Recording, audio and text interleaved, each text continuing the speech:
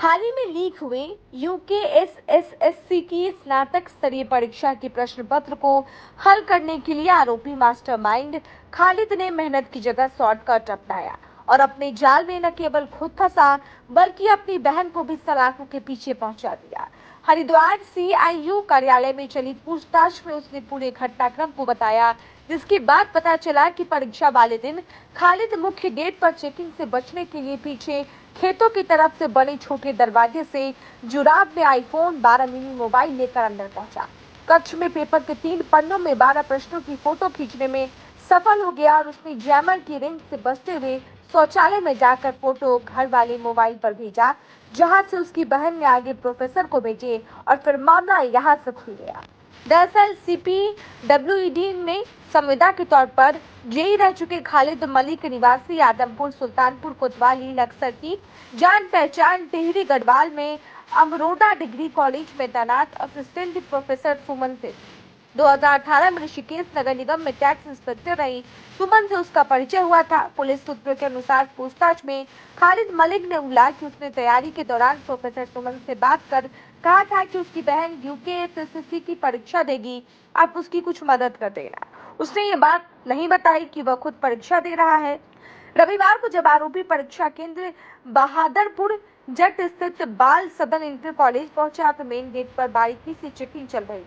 तब उसने आसपास से अंदर जाने का रास्ता देखा और पीछे खेतों की तरफ से एक गेट से मोबाइल लेकर अंदर पहुंचा। सूत्र बताते हैं कि चेकिंग से बचकर सुरक्षा कर्मियों को चकमा देकर खाली छोटे गेट से अंदर पहुंचने के बाद कक्ष में गया और उसने जुराब से फोन निकालकर प्रश्न पत्र की फोटो खींच लिए।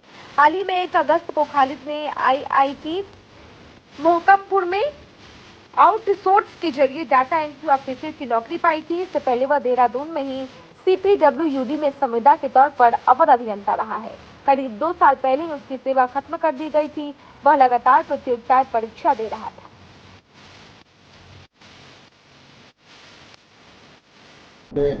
साबिया की अरेस्टिंग दिखा रहे हैं, उसके साथ साथ क्या क्या आपके पास उन पर कार्रवाई हुई है और क्या उसमें तथ्य मिल पाए?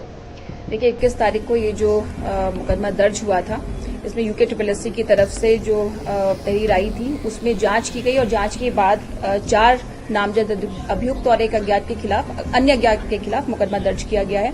अभी तक इसमें जितने एविडेंस आए हैं उसके आधार पर हमने आज साबिया की अरेस्टिंग की है। कल घटनास्थल का निरीक्षण किया गया था, वहां पर जितने भी मौजूद थे लोग, जिसमें कि उनके प्रिंसिपल थे, जितने इन्विजिलेटर्स थे, जिन्होंने जैमर लगाया, अन्य जो भी कर्मी थे उनसे पूछताछ की गई, घटनास्थल का निरीक्षण किया गया।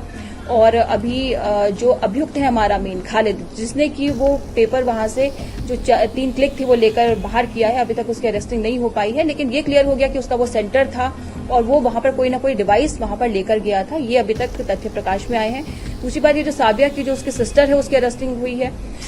उसमें जो सुमन जिसके पास की खालिद ने पेपर भिजवाए थे और जिसने आंसर शीट आगे की है और जिसने स्क्रीनशॉट भी आगे भेजा था, तो उससे जो पूछताछ हुई, उसके फोन से जो हमने चीजें ली हैं, उससे यही पता चला कि साबिया की उससे बात हुई थी। खालिद का फोन अपनी बहन साबिया के पास था और साबिया को पता था कि मेरा भाई एग्जाम देने के लिए गया है, इस समय पे वो एग्जामिनेशन सेंटर पर बैठा हुआ है और उसने वो पेपर जो 3 उसके पास आए वो उसने सुमन को भेजा, उसका आंसर उसने आगे भेजा है, ये अभी तक पता चला है। तो उसका पूरी तरह से संदिग्ध रोल है, इसलिए उसकी अरेस्टिंग की गई। अभी तक इस पूरे देखिए मुख्य तौर पर तो अभी ये चीजें हैं कि जो सेंटर है वहां पर वो डिवाइस कैसे पहुंची और वो डिवाइस क्या थी, अभी तक हमारा जो मेन प्रश्न है वो ये है। और खालिद ने किस तरह से वो डिवाइस को अंदर लेके गया, उसमें किसी की हेल्प ली उसने, वो जिसकी हेल्प ली है वो अंदर से ही है या फिर किसी और से उसकी सांठगांठ है, तो इन तथ्यों पे जांच की जा रही है। वहाँ पे जो एग्जाम रूम है वहाँ पे आपने स्टाफ से भी बात करी है, वहाँ की जो आउटर स्टाफ था उससे भी बात करी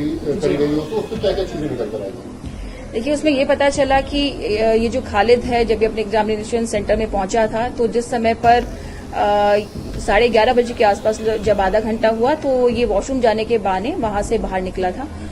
ये चीज तथ्यों में अभी तक प्रकाश में आई है। इसका मतलब कि ये कहीं ना कहीं वो कोई क्लिक लेकर और उसको भेजने के लिए, क्योंकि हो सकता है कि वहां पर वो जैमर की वजह से काम ना कर रहा हो, क्योंकि ये तो हमें पता चला कि 9 नंबर पे जैमर नहीं था, लेकिन 10 और 8 नंबर में जैमर था। हो सकता है कि इसकी वजह से वो बाहर क्लिक ना भेज पा रहा हो, इसलिए वो बाहर गया और उसके बाद उसने वो जो डिवाइस थी, जो भी फोन था या जिस भी से, उसने वो आगे फॉरवर्ड किया। ये कितना पॉसिबल हो सकता है, क्योंकि जब कोई भी अभ्यर्थी अंदर जाता है तमाम तरह की व्यवस्था वहाँ रहती है, पुलिस भी लगी रहती है, दूसरा स्टाफ भी लगा रहता है, चेकिंग करने के बाद अंदर भेजा जाता है।